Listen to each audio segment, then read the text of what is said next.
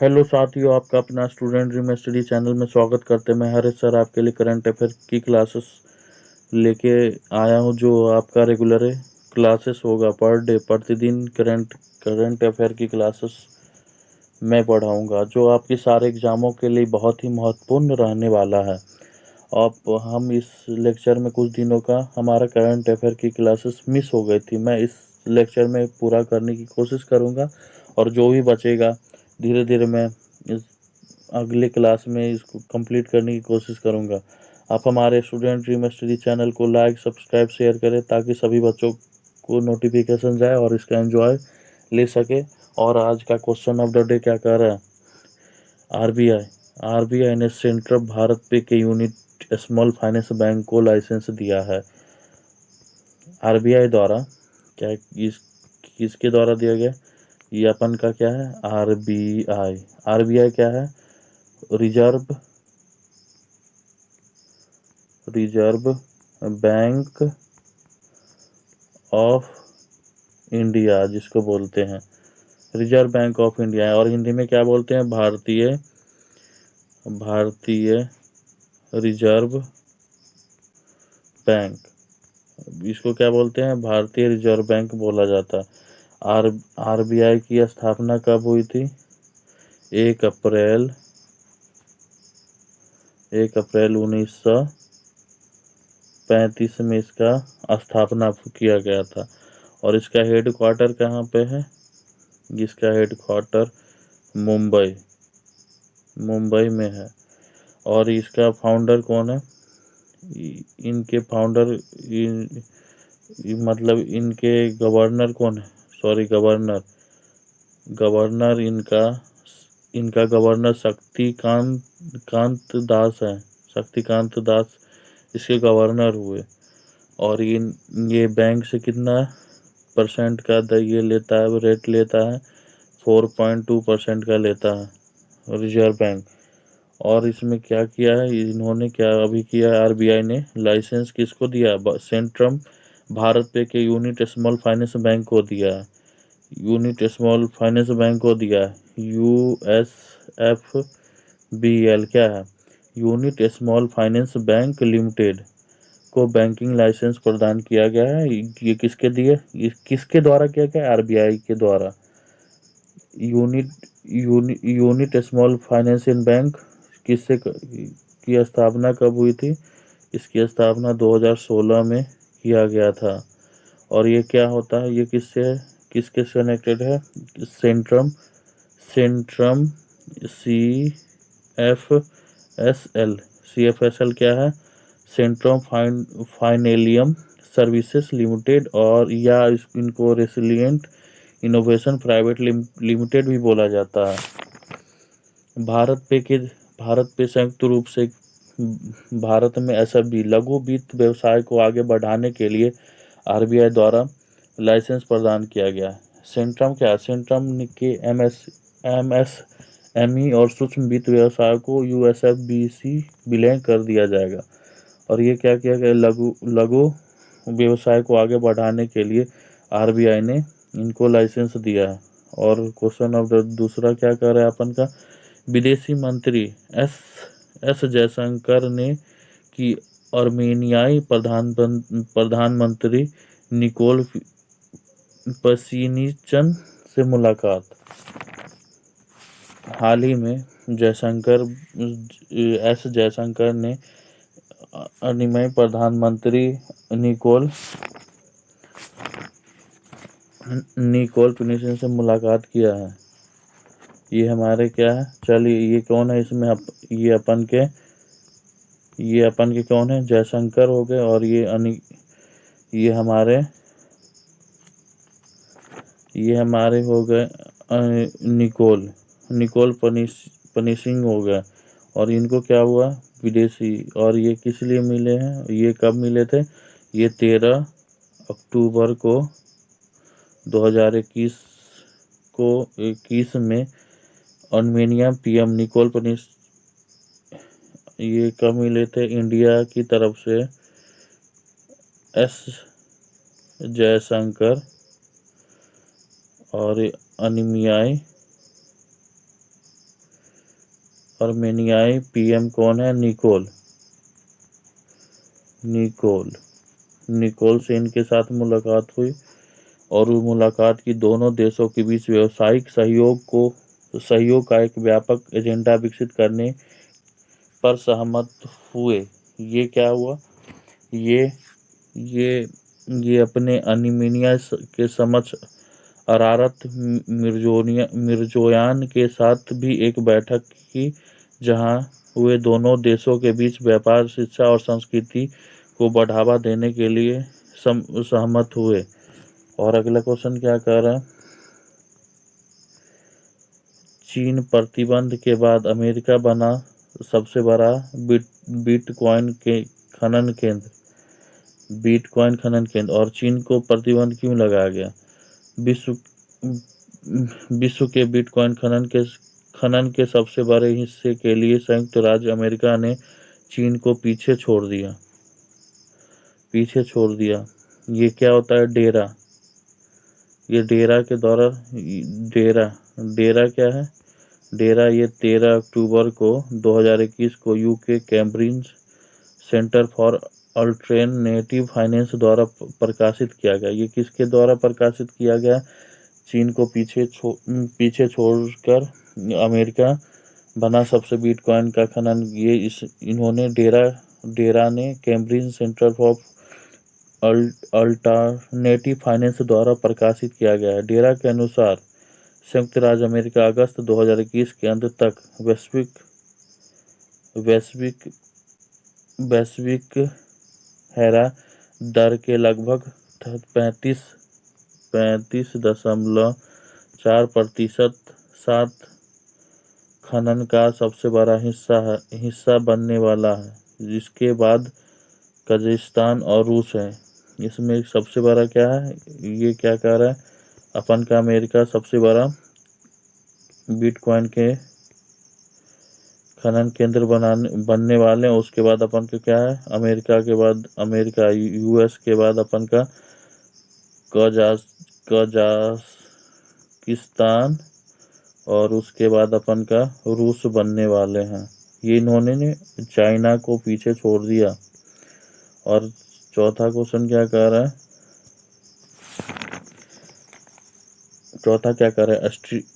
Austria के नए chancellor बने अलेक्जेंडर सोलेनबर्ग ने हाल ही में ऑस्ट्रेलिया के नए चांसलर बन गए हैं।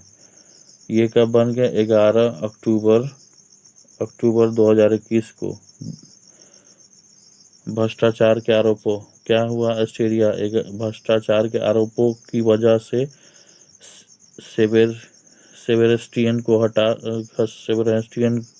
कुर्ज के इस्तीफा देने के 2 दिन बाद नया चांसलर बना दिया गया। ऑस्ट्रेलिया राष्ट्रपति का क्या नाम है? इनका राष्ट्रपति का क्या नाम है? राष्ट्रपति का क्या नाम है यहाँ के?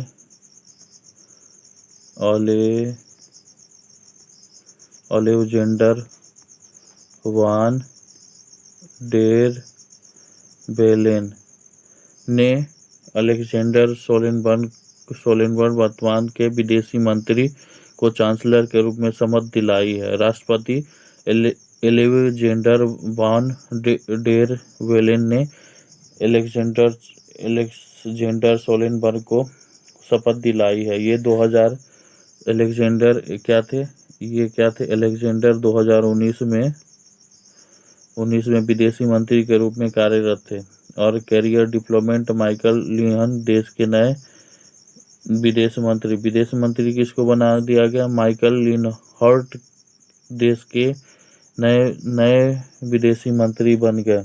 और अगला क्वेश्चन क्या कर रहा है? अपन का RIL क्या है?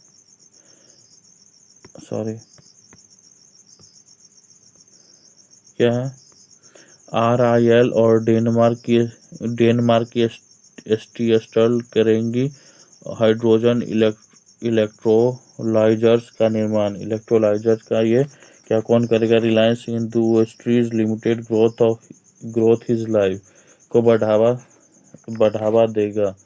ये क्या होता है? RIL, Reliance industries limited, growth is life. और ये किसको देगी? एसटी स्टडल हाइड्रोजन इलेक्ट्रोलाइजर्स का निर्माण करने के लिए दिया जाएगा। ये क्या है? RNESL क्या है? रिलायंस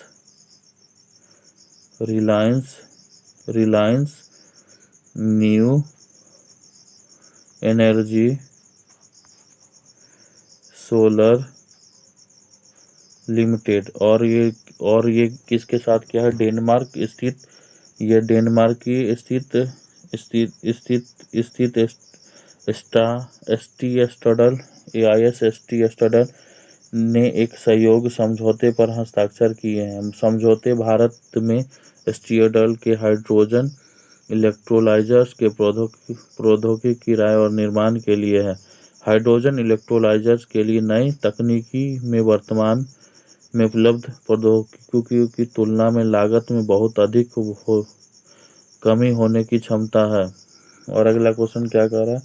RIL ने और डेनमार्क STSL करेंगी हाइड्रोजन इलेक्ट्रोलाइजर का निर्माण। और ये क्या कर रहा है? छठा क्या कर रहा है? अंतर्राष्ट्रीय ऊर्जा एजेंसी ने क्या भारत को पूर्णकालिक सदस्य बनने के लिए आमंत्रित पूर्वकालिक सदस्य बनने के लिए आमंत्रित किया है? किसको किया? ये क्या है? International energy agency. ये क्या है? इंटरनेशनल एनर्जी एजेंसी है। इंटरनेशनल एनर्जी एजेंसी क्या किया? अंतर्राष्ट्रीय ऊर्जा एजेंसी ने किया भारत को पूर्णकालिक सदस्य बनने के लिए आमंत्रित। ये क्या होता है? पूर्णकालिक ऊर्जा।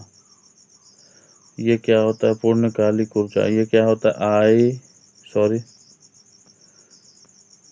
क्या होता है? IEA, international energy agency. International energy, अंतर्राष्ट्रीय ऊर्जा एजेंसी।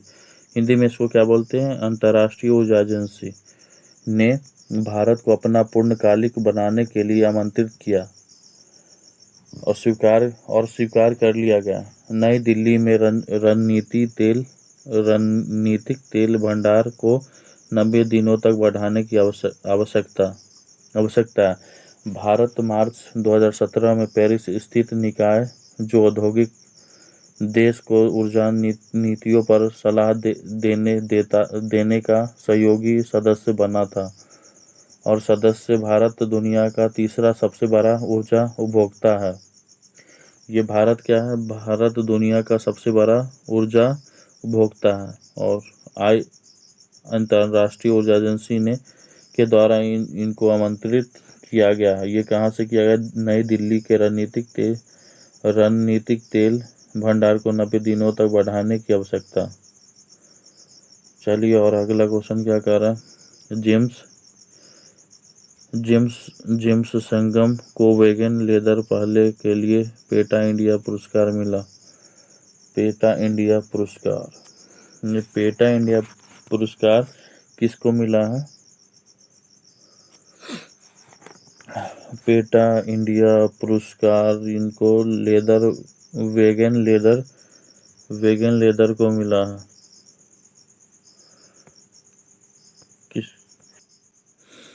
जेम्स संगम को वेगन लेदर पहल के लिए पेटा इंडिया पुरस्कार मिलेगा। ये कि पेटा क्या होता है? पेटा को क्या बोलते हैं? पेटा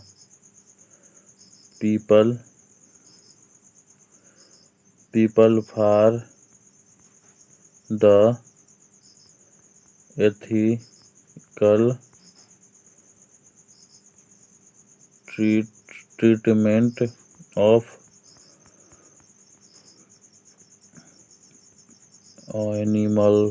एनिमल्स होता है। क्या होता है पेटा? पीपल्स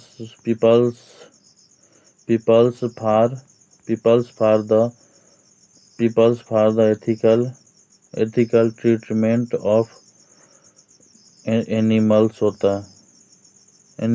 है। ये किसके लिए दिया गया?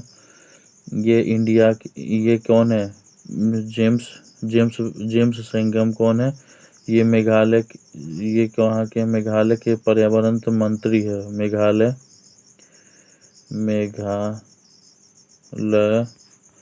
के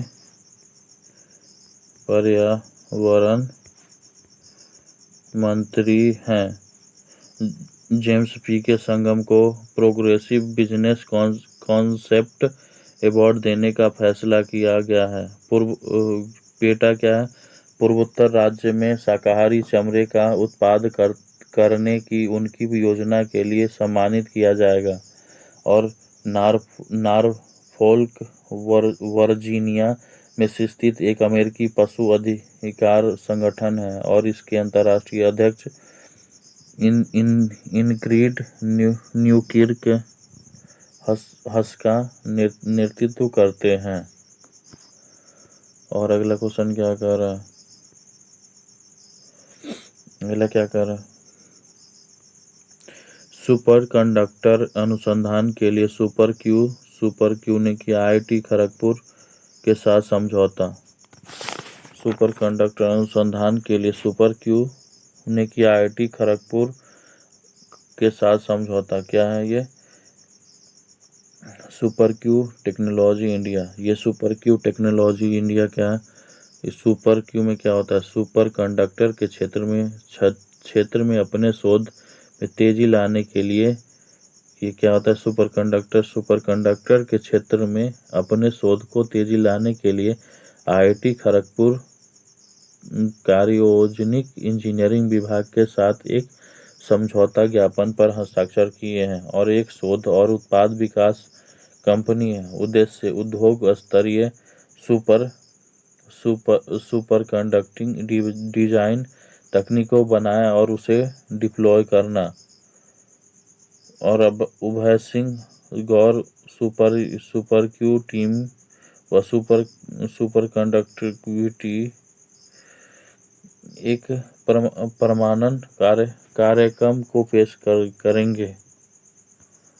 ये क्या है? सुपर क्यू क्या है? सुपर कंडक्टर के क्षेत्र में अपने शोध में तेजी लाने के लिए IIT के साथ समझौते पर हस्ताक्षर किया गया है। उसके बाद क्या कह रहा है? ये क्या होता है? ये क्या है? सॉरी, ये क्या है? SGADF ने किया 6ठी अंतर्राष्ट्रीय चैंपियनशिप का आयोजन। ये 6ठी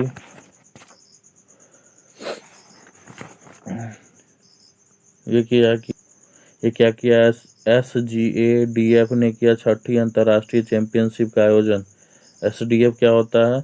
स्कूल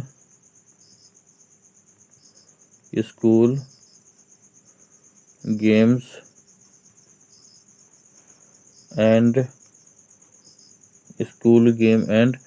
एंड एक्टिविटी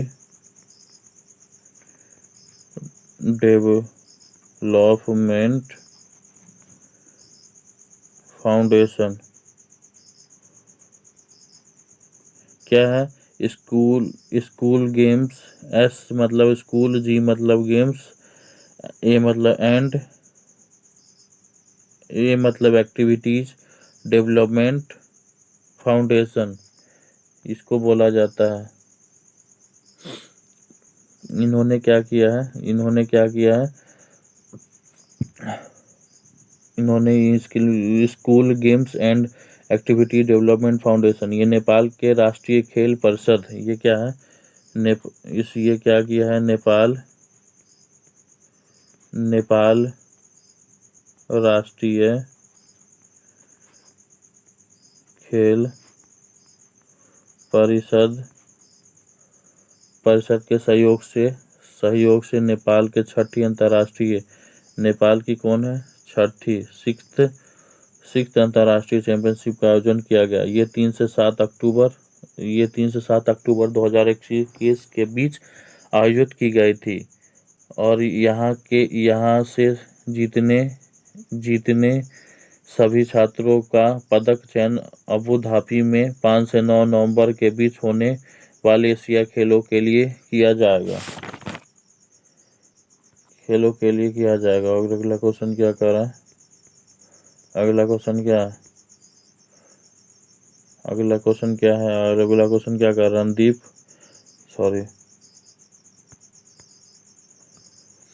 क्या है डॉक्टर रणदीप गुलेरिया ने जीता लाल बहादुर शास्त्री। क्या जीता इन्होंने? लाल बहादुर शास्त्री राष्ट्रीय पुरस्कार। ये लाल बहादुर शास्त्री राष्ट्रीय पुरस्कार से सम्मानित किसे किया गया है? ये क्वेश्चन आपके रणदीप गुलेरिया, डॉक्टर रणदीप गुलेरिया को किया गया है।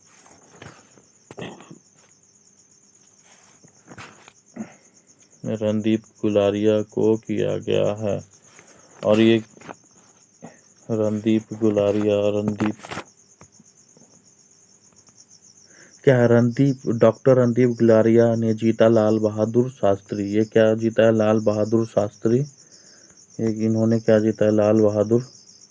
लाल बहादुर शास्त्री राष्ट्रीय पुरस्कार। ये किसके द्वारा दिया जाता है? अपन के उपराष्ट्रपति के द्वारा ये लाल बहादुर शास्त्री का राष्ट्रीय पुरस्कार से द्वारा दिया जाता है। और इन्होंने हाल ही में डॉक्टर रणदीप गुलेरिया को लाल बहादुर शास्त्री अवार्ड से मतलब पुरस्कार से सम्मानित किया है। ये कौन है? ये कब दिया गया? ये 11 अक्टूबर को दिया गया है, 2021 में दिया गया है। और ये कौन है? डॉक्टर रणदीप गुलेरिया उत्कृष्ट 22वां, इनको कौन सा मिला है? 22वां लाल बहादुर शास्त्री राष्ट्रीय पुरस्कार से सम्मानित किया गया। और ये कौन है?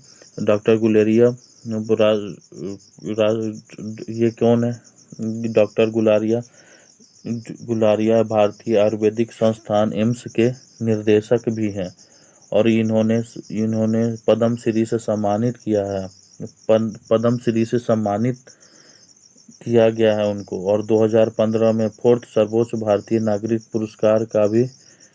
पुरस्कार से सम्मानित भी किया गया है। डॉक्टर गुलेरिया एक प्रतिष्ठित पिल्मोनोलॉजिस्ट एंड अखिल भारतीय आयुर्वेदिक संस्थान एम्स के निर्देशक भी हैं। और अगला क्वेश्चन क्या कर रहा है अपन का? ये क्या कर रहा है? जनता सहकारी बैंक पुणे पर आरबीआई ने लगाया 30 लाख का जुर्माना। जनता सहकारी बैंक पुणे पर आरबीआई ने कितने का लगाया? 30 लाख का जुर्माना लगाया। ये क्यों लगाया? आरबीआई जनता सहकारी पुणे द्वारा 30 लाख का जुर्माना लगा। ये क्यों लगाया? ये क्यों लगाएगा? पर्यवेक्षी कार्यवाही ढांचे के तहत आरबीआई द्वारा जारी विशिष्ट निर्देश और यूसीबी में धोखाधड़ी, निगरानी और रिपोर्टिंग तंत्र में परिवर्तन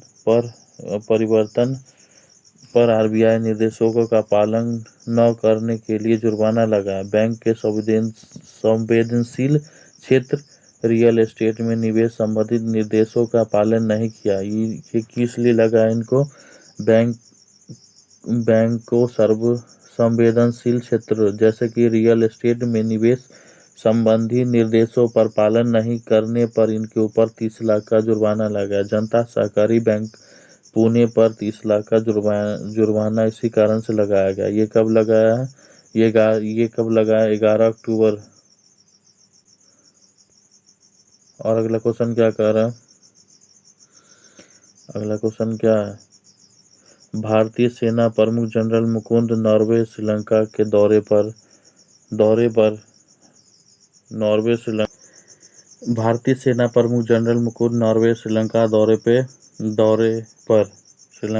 पर गए। और अगला क्वेश्चन क्या कर रहा है? यूएनएचआरसी ने स्वच्छ पर्यावरण तक पहुंच को मानवाधिकार घोषित किया। ये मानवाधिकार घोषित किया है। यूएनएचसी होता क्या है? यूएनएचसी को क्या बोलते हैं भाई साहब? यूएनएचसी को क्या बोलते हैं? क्या बोलते हैं? UNHRC United nation human right counselling बोला जाता है। इसमें कितने मेंबर है? इसमें 47 मेंबर्स हैं जो 3 साल के लिए गठित किए जाते हैं। और इनका एस्टेब्लिश कब हुआ था? 15 मार्च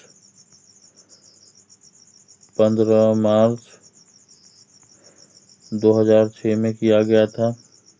6 में किया गया था। इनका हेड क्वार्टर क्या है? Geneva Geneva Geneva Switzerland Switzerland में है।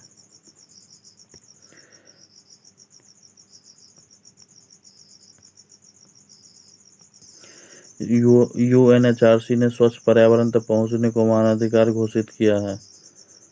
मानवाधिकार घोषित किया। अगला क्वेश्चन क्या कह रहा है? अगला क्वेश्चन क्या कर रहा है भाई साहब? अगला क्वेश्चन देखते हैं। अगला क्वेश्चन क्या कर रहा है? जयप्रकाश नारायण की 119वीं जयंती 11 अक्टूबर 2021 को मनाएगा। ये प्रत्येक वर्ष 11 अक्टूबर को जयप्रकाश नारायण जयंती मनाया जाता है। जयप्रकाश नारायण की 119वीं जयंती 11 अक्टूबर को मनाएगा। सॉरी, जयप्रकाश नारायण का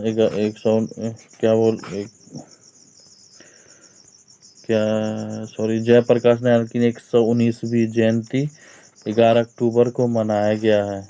कब मनाया गया भाई साहब? ये 11 अक्टूबर को मनाया गया। ये कौन है? जयप्रकाश नारायण। ये जयप्रकाश नारायण ये किनके द्वारा मनाया गया? ये प्रधानमंत्री नरेंद्र मोदी जी ने लोकनायक जयप्रकाश नारायण की 119वीं जयंती पर श्रद्धांजलि दी है। और उन्होंने भारत छोड़ो आंदोलन के प्रमुख कार्यकर्ता में से एक है। इन्होंने लोकनायक जयप्रकाश नारायण जी ये कौन है? भारत छोड़ो आंदोलन के प्रमुख कार्यकर्ता में से एक थे। और उन्होंने 1970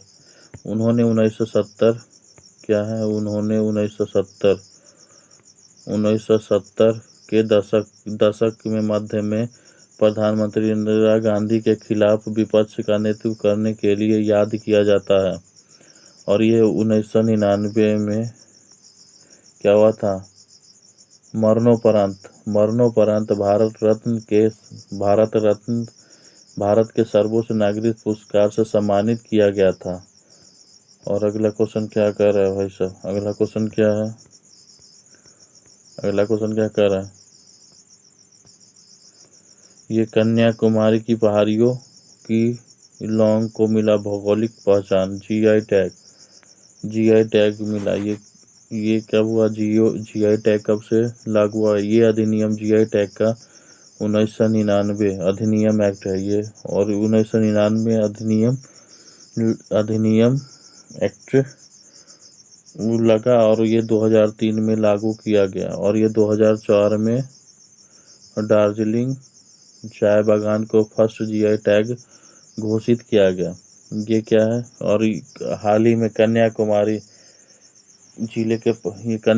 के जिले के पश्चिम घाट में मरमलाई, करूमपराई, वेलिमलाई और अन्य पहाड़ियों पर मसाले की फसल की खेती की जाती है। जिले में लगभग 760 हेक्टेयर क्षेत्र में लौंग की खेती होती है। जिले में डिस्ट्रिक्ट में क्या होता है? ये 760 हेक्टेयर के क्षेत्र में की खेती होती है। और लगभग 70% खेती तमिलनाडु में होती है। अगला क्वेश्चन क्या कर रहा है भाई साहब? अगला क्वेश्चन देखते हैं। अगला क्वेश्चन क्या कर रहा है? भारतीय हेक्सा लाइफ ने लॉन्च किया नया बचत उत्पाद। क्या है? भारतीय हेक्सा लाइफ ने लॉन्च किया नया बचत। भारतीय हेक्सा लाइफ ने लॉन्च किया नया बचत। ये क्या किया है? नया बचत लॉन्च किया है। ये भारतीय हेक्सा लाइफ इंश्योरेंस ने एक नया बचत उत्पाद भारतीय हेक्सा लाइफ उन्नति लॉन्च करने के लिए घोषणा की है। यह योजना एक ही योजना में बचत और सुरक्षा के दोहरे लाभों का साथ व्यक्तिगत दीर्घकाल ये वित्तीय स्थिरता प्रदान करने के लिए डिजाइन की गई है। और भारतीय हेक्सा भारत इंटरप्राइजेज और दुनिया की सबसे बड़ी सीमा कंपनियों में से एक हेक्सा के बीच एक संयुक्त उद्यम हुआ। और अगला क्वेश्चन क्या कह रहा है, भारतीय हेक्सा ने लॉन्च किया नया बचत और 22। और अगला क्वेश्चन क्या कर रहा है, अगला क्वेश्चन क्या कर रहा है,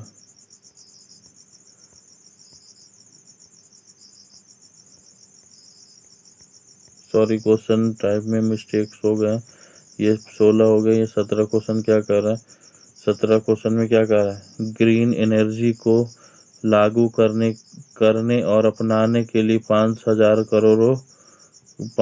करोड़ तक निवेश करेगी एल&टी।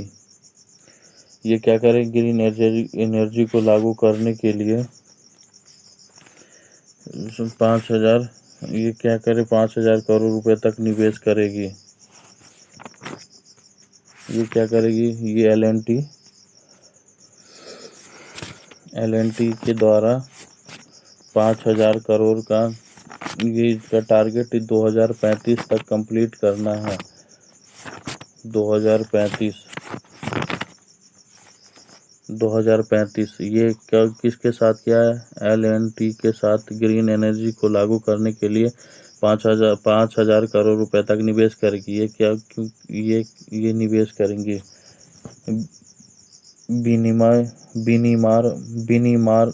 विनिर्माण और निर्माण स्थलों में ग्रीन एनर्जी को लागू करने और अपनाने के लिए 5,000 करोड़ तक निवेश करेगी। इसका लक्ष्य क्या है, इसका लक्ष्य टारगेट 2035 से 40 तक कार्बन